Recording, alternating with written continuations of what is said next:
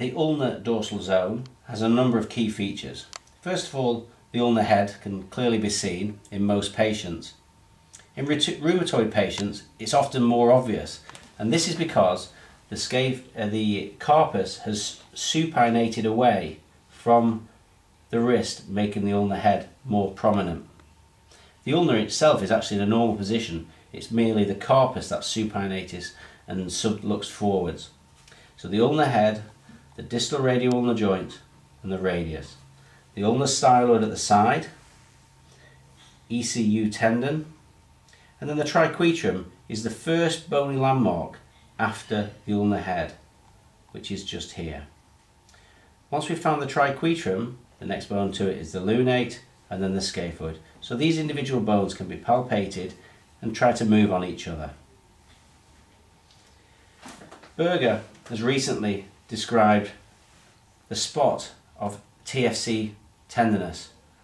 ECU tendon, just below ECU tendon at the level of the wrist joint, is the TFCC soft spot. And patients with a TFC tear will classically have localized discomfort to this area. The distal radial ulnar joint can be palpated in neutral and pronation for any instability. This is often called the piano key sign. I like to do this throughout a whole arc of rotation to see whether there's any abnormal movement or any abnormal clunking. A recent test from Derby asked the patient to test the stress of the distal radial ulnar joint. In neutral, there is some give, but with radial deviation, the ulnar column should tighten up and the distal radial ulnar joint should become increasingly stable. With a foveal detachment of the TFC, with radial deviation, the DRUJ will remain lax in the AP plane.